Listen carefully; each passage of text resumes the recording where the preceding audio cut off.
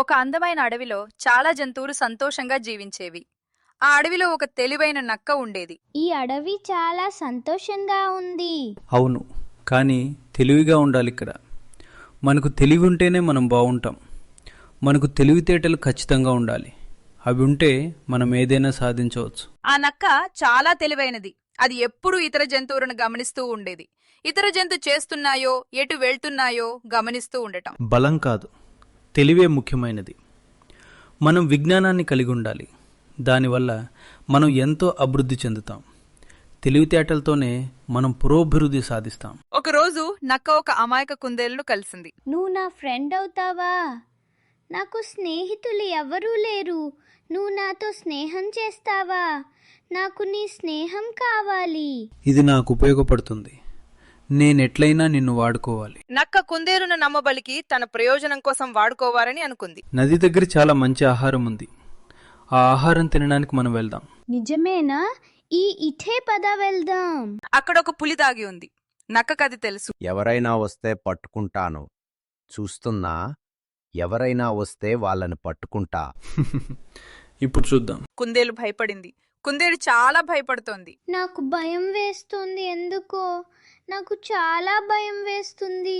ఇక్కడ ఏదో ఉందనిపిస్తుంది. నేను వెంటనే ఇక్కడి నుంచి వెళ్ళిపోతాను. ఏమీ లేదు, నమ్ము నన్ను. చూడటానికి అన్నీ ఉన్నట్టు కనిపిస్తాయి, కానీ నిజానికి అక్కడ ఏమీ లేదు. కుందేలు పులిని చూసి నిజం అర్థం చేసుకుంది. ఇక్కడి నుండి వెంటనే వెళ్ళాలి. అతను నన్ను మోసం చేస్తున్నాడు. అతను నాకు చాలా పెద్ద మోసం చేశాడని నాకు తెలిసింది. నేను వెంటనే ఇక్కడి నుండి వెళ్ళిపోవాలి. కుందేలు తన తెలివితో తప్పించుకుంది. కుందేలు పులిని గమనించి మెల్లగా అక్కడి నుండి జారుకుంది. ఇక్కడి నుండి వెంటనే వెళ్ళాలి. ఇక్కడ నుండి నేను వెళ్ళిపోవాలి. లేకపోతే ఒక పులి వచ్చి నన్ను చంపేస్తుంది. నేను ఎలాగైనా తప్పించుకోవడానికి ఒక మార్గాన్ని వెతకాలి. పులి నక్క మీద కోపంగా మారింది. నువ్వే నన్ను మోసం చేశావు. ఆకలి వేస్తోంది, ఏదో ఒక జంతువుని పట్టుకురమ్మని చెప్పాను కదా. నువ్వేమో ఒక్కటి కూడా తీసుకురాకుండా ఖాళీగా వచ్చావు. ఏం చేస్తున్నావు? అయ్యో, నేను ఒక కుందేలుని తీసుకొచ్చాను, కానీ తప్పించుకుంది. అది చాలా తెలివైనది, అందుకే అలా తప్పించుకోగలిగింది. నక్క తన తప్పు తెలుసుకుంది.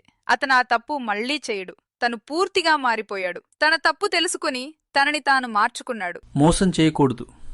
నేను ఇకపై ఎప్పుడూ తప్పు చేయను. నేనిప్పుడు మారాలి. నేను చాలా మందిని మోసం చేశాను, కానీ ఇకపై ఎవరినీ మోసం చేయను. నక్క మంచి మార్గంలో ఇంకా నడవాలని నిర్ణయించుకుంది. ఎవరినీ మోసం చేయొద్దు, ఇంకా ఎవరితోనూ తప్పుగా ప్రవర్తించొద్దు, నడవాలని నిర్ణయించుకుంది. ఇకపై అందరికీ సహాయం చేస్తాను. ఇకపై నేను ఎవరిని మోసం చేయను, అందరికీ సహాయం చేస్తాను, మరియు అందరితో మంచిగా ఉంటాను. నక్క ఇతర జంతువులకు సహాయం చేయడం మొదలుపెట్టింది. ధన్యవాదాలు నక్క, నాకు సహాయం చేసినందుకు. సహాయం చేయడం ఆనందం. ఇతరులకు సహాయం చేయడం నాకు చాలా ఆనందంగా ఉంది. నేను ఎప్పుడూ ఇలా ఎవరికీ సహాయం చేయలేదు. ఇప్పుడు నాకు చాలా సంతోషంగా ఉంది. అన్ని జంతువులు సంతోషంగా జీవించాయి. ఇప్పుడు నువ్వు నిజమైన ఫ్రెండ్. ధన్యవాదాలు కుందేలు.